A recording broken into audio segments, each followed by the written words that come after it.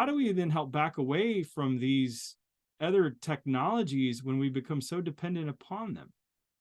Well, what I appreciate about your questions, Travis, is you're asking the big, huge questions, and you're looking for silver bullets on a podcast. I'm not looking for silver bullets. I'm I trying know to help people break this down. Is what I I'm know, trying to and I deeply appreciate that. And the thing is that you have to take each different aspect and start asking questions about, okay, let me back up to the general thing. I think one of the things we've not done well is in our churches discipled our kids and ourselves into a vision where we are unique, holy people in the midst of the world, so that our kids have a sense when they're in the school, we're not like the other kids.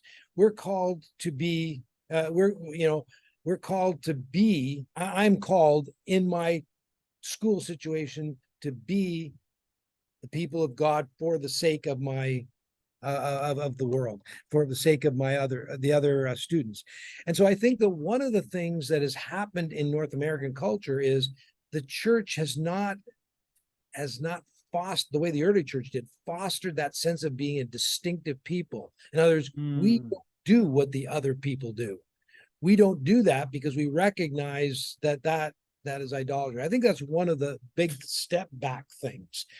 Now, when you say trying to break it down, that I realize that does not solve your problem. If you do the best job possible and your local congregation does the best job possible, and your son, as a son or daughter, your son goes into that school and there's the pressure, there's incredible cultural pressures. And not only incredible cultural pressures, we are part of a system that is de-Christianizing us all the time. We're woven into this system. And this is what was so beautiful about Newbigin and the missionary vision, is they recognized that this idolatry is not just out there. We are woven into the system, and figuring out a way forward is not just extract myself. It doesn't work that way. It's trying to find ways to embrace the good in technology while at the same time reject its dehumanizing, idolatrous effect on us. So you asked me that question. Here's the frustrating thing.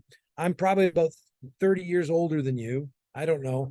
And my kids are probably about your age. I don't know how old you are. My kids are in their early 40s.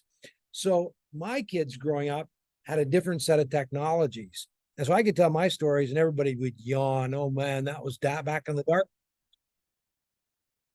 But we had to wrestle with the technologies coming, like email and internet and MSN texting, things like that were way back. We had to wrestle with those things coming into our home.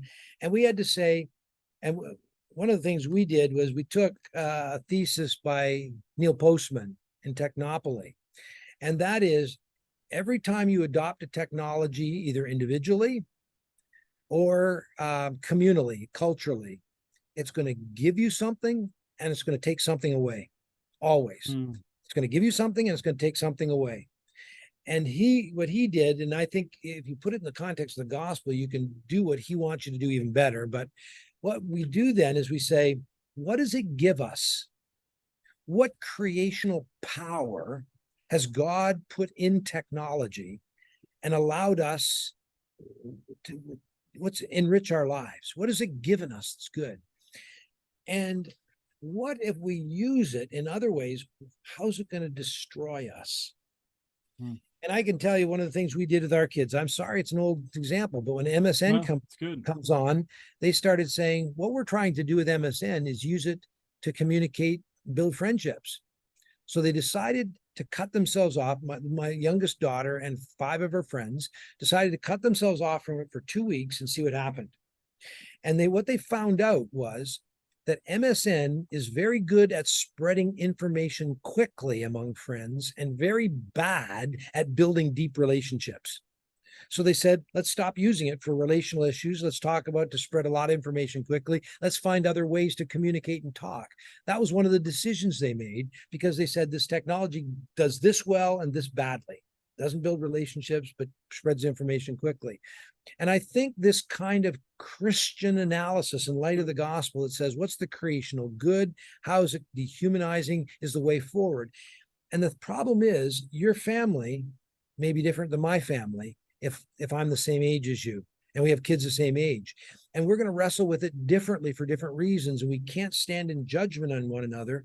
But what we have to do is wrestle together with this and ask questions of how, as a Christian community, do we ask this question not only of technology, but our economic life? How do we deal with our educational? I mean, our kids are being deeply catechized every day of the week in the public school. Dewey, the father of modern education, said that quite explicitly. We're catechizing kids into a worldview. How do we deal with education, technology, consumerism, political ideologies, social media? They have to be these kinds of questions that say, what creational good is there? What is idolatry? Pray and wrestle together as families and churches and decide on things. And what it may mean is my son has got to have a phone for these reasons, but he doesn't have to have these things on his phone. Maybe we take those things off.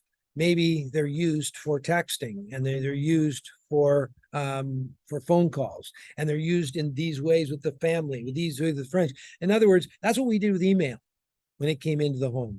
We said, what's a good, what's bad, and we set up, and our kids were on board with us.